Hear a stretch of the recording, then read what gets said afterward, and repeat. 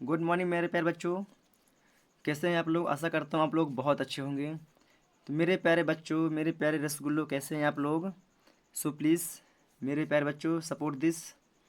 चलिए प्यारे बच्चों, आज हम न्यू क्वेश्चन के साथ आपके समक्ष उपस्थित हैं। जो आज का केमिस्ट्री का जो क्वेश्चन है प्यारे बच्चों, क्या है? विसरण और परासरण में अंतर लिखिए। क्या प्यारे बच्चों? विसरण और परासरण में अंतर लिखिए। मेरे प्यारे बच्चों, विसरण और परासरण में अंतर। तो मेरे प्यारे बच्चों, आप लोग को जैसे कि पता है कि हमारा जो पहला टॉपिक होता है, जब पहला हमारा पॉइंट होता है, क्या होता है प्यारे बच्चों? डेफिनेशन। पेन भी नीचे लगता है, चलिए सॉरी। चलिए प्यारे बच्चों, जो हमारा पहला टॉपिक होता है या पहला पॉइंट समझ लीजिए, उसको क्या होता है प्यारे बच्चों? डेफिनेशन होता है। क्या होता है प्यारे बच्चों? डेफिनेशन। तो मेरे प्यारे बच्चों, जो विसरण की डेफिनेशन है कुछ इस प्रकार है कि सांद्र विलयन से, किसके? सांद्र विलयन से, सांद्र विलयन से विलेय के अणु, किसके बच्चों? विलेय के अणु का तनु विलयन की ओर, तनु विलयन की ओर गति करना। अतः कहते हैं प्यारे बच्चों, आप लोग इस चीज को समझ पा रहे होंगे। तो प्यारे बच्चों, किसके विलेय के अणु गति करते हैं? किसके किसके अणु गति करते हैं?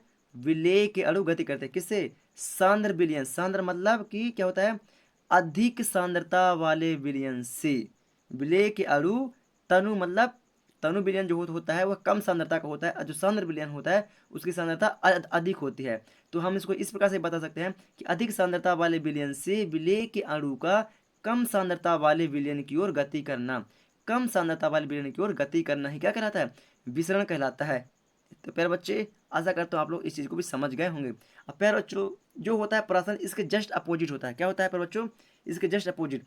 इसमें सांद्र विलयन पहले था, तो सांद्र विलयन से विलेय के अणु तनु विलयन की ओर जा रहे थे। तो इसमें क्या होगा? इसमें होगा तनु विलयन। किसके बच्चों? तनु विलयन से। किसे? तनु विलयन से। इसमें विलेय के अणु थे, लेकिन इसमें किसके अणु होंगे? इसमें विलायक के अणु। किसके? विलायक के अणु। विलायक अणु मतलब तनु विलयन से विलायक के अणु का सांद्र विलयन की ओर, सांद्र विलयन की ओर गति करना, या गति करते हैं, या गति करते हैं। फिर बच्चों, जो परासरण होता है, परासरण क्रिया में तनु विलयन की, तनु विलयन से किसके अणु? विलायक के अणु सांद्र विलयन की ओर गति करते हैं। मतलब तनु विलयन से सांद्र विलयन की ओर गति करते हैं। क्या करते हैं? गति करते हैं। तो प्यारे बच्चों, आशा करता हूँ आप लोग इस चीज को भी समझ गए होंगे। प्यारे बच्चों, अब जो इसका दूसरा पॉइंट होगा, क्या होगा दूसरा पॉइंट? कि प्यारे बच्चों, इसमें देख रहे हैं अपन कि इसमें विलेय के अणु गति करते हैं। किसके? इसके इसमें विलेय के अणु गति करते हैं, और इसमें किसके अणु गति करते हैं? तो इसमें विलायक के अणु गति करते हैं। किसके? इसमें विलायक के अणु गति करते हैं। तो जो हमारा दूसरा पॉइंट बनेगा प्यारे बच्चों, तो हमारा दूसरा पॉइंट इस प्रकार है कि इसमें इसमें विलेय के अणु गति करते हैं। इसमें विलेय के अणु गति करते हैं। इसमें विलेय के अणु गति करते हैं। और इसमें क्या बच्चों? इसमें विलायक के अणु, इसमें विलायक के अणु गति करते हैं। प्यारे बच्चों, आशा करता हूँ आप लोग को दूसरा पॉइंट बहुत ही आसान तरीके से समझ में आ गया होगा। अब बात करते हैं प्यारे बच्चों तीसरा। तो मेरे प्यारे बच्चों, ये हो गया हमारा तीसरा पॉइंट। तो इसमें इसमें अर्धपारगम्य, अर्धपारगम्य झिल्ली की, अर्धपारगम्य झिल्ली की, अर्धपारगम्य झिल्ली की आवश्यकता आवश्यकता नहीं होती है। मेरे प्यारे बच्चों, जो विसरण की क्रिया है, क्या है वो? अधिक सांद्रता वाले विलयन से या अधिक सांद्रता वाले विलय से कम सांद्रता की ओर गति करना। इसका एक हम सिंपल सा आप लोग को उदाहरण दिए देते हैं प्यारे बच्चों, कि जो अगरबत्ती को हमने जलाया, उसमें से जो धुआं निकला उसकी सांद्रता अधिक है। किसकी? मतलब अगरबत्ती के धुएं की सांद्रता अधिक है, और हमारा जो ऑक्सीजन के मिले हुए अणु उसकी सांद्रता क्या है? कम है। मतलब कि अगरबत्ती के धुएं में जो है अणु, तो क्या है? अधिक है, और जो हमारे ऑक्सीजन में है अणु, उनकी सांद्रता क्या है? अलग है। मतलब कि अगरबत्ती के सांद्रता के अणु अधिक, और ऑक्सीजन की सांद्रता के अणु की जो है कम है। तो आशा करते हैं आप लोग कुछ समझ में आ रहा होगा। तो अगरबत्ती के अणु का पूरे वायुमंडल के अणु में मिलना, क्या इसमें कहीं पर हमें अर्धपारगम झिल्ली दिखाई दी है प्यारे बच्चों? नहीं। हमें अगरबत्ती के धुआं को पार करने के लिए, मतलब अगरबत्ती के धुएं को ऑक्सीजन में मिलने के लिए क्या हमें अर्धपारगम झिल्ली की आवश्यकता हुई क्या? नहीं। तो प्यारे बच्चों यहाँ इसमें क्या होगा कि इसमें अर्धपारगम झिल्ली की आवश्यकता नहीं होती है। लेकिन इसमें क्या बच्चों, इसमें इसमें अर्धपारगम झिल्ली की आवश्यकता होती है। इसमें अर्धपारगम झिल्ली की आवश्यकता होती है। इसमें अर्धपारगम झिल्ली की आवश्यकता होती है। क्यों? क्योंकि मेरे बच्चों इसमें विलायक के अणु गति करते हैं। विलायक मतलब कि जल, क्या बच्चों? जल। इसमें जल के अणु गति करते हैं। इसमें हमने इससे पहले आप लोग को प्रसारण दाब मापने की बर्कले हार्टले विधि बताया था प्यारे बच्चों, जहां पर हमने देखा था कि जिस विलयन का प्रसारण दाब ज्ञात करना होता है, हमने उसमें कांच के जैकेट में रखा था और विलयन को किस में रखा था? विलयन को सांद्रता पात्र में रखा था, सांद्र पात्र में रखा हुआ। तो उसमें हमने देखा था कि उसमें हमारे विलायक के अणु विलयन में मिलने के लिए गए थे, जिसके बीच में क्या लगा था? कॉपर फेरोसाइनाइड का चढ़ा हुआ आवरण झिल्ली लगा हुआ था। कॉपर फेरोसाइनाइड झिल्ली का आवरण लगा हुआ था जो अर्धपारगम झिल्ली की तरह कार्य करता था।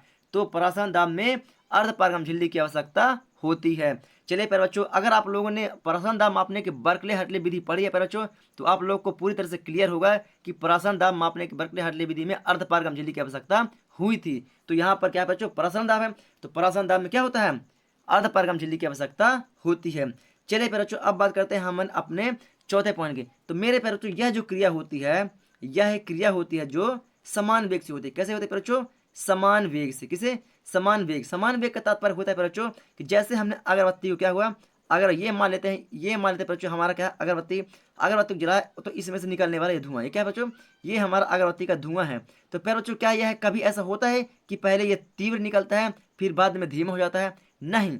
अगरबत्ती का जो धुआं निकलता है प्यारे बच्चों, वह एक समान वेग से निकलता है, एक समान वेग से निकलता है। यहाँ पर आग लगी तो इसका जो धुआं एक समान वेग से निकलता है, और जब तक अगरबत्ती पूरी तरह से खत्म नहीं होती तब तक इसका धुआं एक समान वेग से ही निकलता रहता है। तो क्या बोलेंगे प्यारे बच्चों? यह क्रिया समान वेग से होती है। लेकिन जो यह क्रिया प्यारे बच्चों, यह क्रिया होती है, जो यह क्रिया पहले तीव्र होती है, पहले तीव्र होती है, तीव्र होती है, फिर क्या होती है? फिर यह क्रिया धीमी हो जाती है। क्या होता है? धीमी हो जाती है। क्यों? क्योंकि मेरे प्यारे बच्चों, ये समझ लीजिए कि अपना क्या है, ये हमारा एक अर्धपारगम है, इधर भरा हुआ है हमारा क्या क्या विलयन, इधर भरा हुआ है विलयन, और इधर भरा हुआ है हमारा क्या? विलायक। क्या भरा हुआ है? विलायक। तो प्यारे बच्चों, जो ये विलायक के अणु हैं इसमें गति करेंगे, क्या? इसमें गति करेंगे। तो पहले इसकी गति जो होती है तीव्र होती है। क्यों? क्योंकि इसमें विलयन में पहले क्या होता है? विलायक के अणु नहीं रहते हैं। इसमें सिर्फ खाली विलय, सिर्फ क्या रहता है? विलेय भर रहता है। क्या रहता है? विलेय पदार्थ भर रहता है। लेकिन जैसे ही इसमें विलेय पदार्थ में विलयक के अणु मिले, विलयक के अणु मिले तो क्या होता है? इसमें कुछ एडजस्ट हो गया। एडजस्ट होने के बाद फिर जब पुनः उसको एडजस्ट करने की जरूरत पड़ी तो उसमें जगह की सांद्रता क्या कम हो गई, मतलब उसमें जगह कम पड़ गई। तो इसके अंदर घुसने के लिए, मतलब अंदर जाने के लिए हमें क्या हुआ? धीरे धीरे गति पकड़नी पड़ेगी। क्या हुआ बच्चों? धीमी गति पकड़नी पड़ेगी। तो क्या होती है? यह क्रिया पहले तीव्र होती है, फिर क्या होता है? बाद में धीमी हो जाती है। तो आशा करता हूँ प्यारे बच्चों आप लोग को चौथा पॉइंट भी समझ में आ गया होगा। अब बात करते हैं प्यारे बच्चों अपने पांचवें पॉइंट की। तो हमारा पांचवा पॉइंट है प्यारे बच्चों कि इसमें कोई भी या किसी भी प्रकार की दाब की जरूरत नहीं होती है। मेरे प्यारे बच्चों, क्या हम अगरबत्ती को जलाते हैं तो क्या उसमें कोई दाब लगता है क्या? नहीं। तो क्या बोलेंगे प्यारे बच्चों? इसमें दाब की जरूरत नहीं होती है। लेकिन इसमें किसमें प्यारे बच्चों? परासरण में दाब की जरूरत होती है। दाब की जरूरत होती है। परासरण दाब में दाब की जरूरत होती है। मेरे प्यारे बच्चों, जब हमने परासरण दाब मापने की बर्कले हार्टले विधि पढ़ी थी तो उसमें एक पिस्टन लगा हुआ था जिसमें विलायक के अणु विलेय के अणु में मिल गए थे। तो हमने एक पिस्टन के द्वारा क्या दाब डाला था, क्या डाला था? दाब डाला था। तब कहीं जाके हमें शुद्धता क्या हुआ था? विलेय पदार्थ प्राप्त हुआ था। विलयन से विलायक के अणु को हमें अलग करने के लिए दाब डालने की जरूरत पड़ी थी। तो इससे तात्पर्य होता है प्यारे बच्चों कि परासरण दाब में दाब की जरूरत पड़ती है। परासरण दाब में दाब की जरूरत पड़ती है। तो आशा करता हूँ प्यारे बच्चों आप लोग को ये पांचों पॉइंट पूरी तरह से क्लियर हो गए होंगे। प्यारे बच्चों, अगर आप लोग को समझ में नहीं आया तो पुनः एक बार वीडियो को रिपीट करके देख सकते हैं। चलिए प्यारे बच्चों, अब मैं चलता हूं अपनी नोट्स कॉपी में और आप लोग को भी ले चलता हूं अपनी नोट्स कॉपी में। तो मेरे प्यारे बच्चों, मैंने जिस प्रकार से अपनी नोट्स कॉपी में सेंटेंस को पूरी तरह से बना करके लिखा हुआ है, तो सो प्लीज़ आप लोग भी इसी प्रकार अपने सेंटेंस को बना करके लिख लीजिएगा। प्यारे बच्चों, तो आप लोग वीडियो को रोक के लिख लीजिएगा। मैं आगे वीडियो को आगे की ओर करता हूँ। तो प्यारे बच्चों, मैं वीडियो को आगे थोड़ा सा अब कर दे रहा हूँ। तो चलिए प्यारे बच्चों, ये रहा हमारा चौथा पॉइंट और ये रहा हमारा पांचवा पॉइंट। आशा करता हूँ मेरे प्यारे बच्चों आप लोग को वीडियो पूरी तरह से समझ में आ गई होगी। सो प्लीज़ मेरे वीडियो को आप लाइक करें, कमेंट के सेक्शन में बताएं कि आप लोग को मेरी वीडियो कैसी लगी। चलिए प्यारे बच्चों, अब हम मिलेंगे आप लोग को नेक्स्ट वीडियो में। तब के लिए आप लोगों को वंदे मातरम, जय हिंद।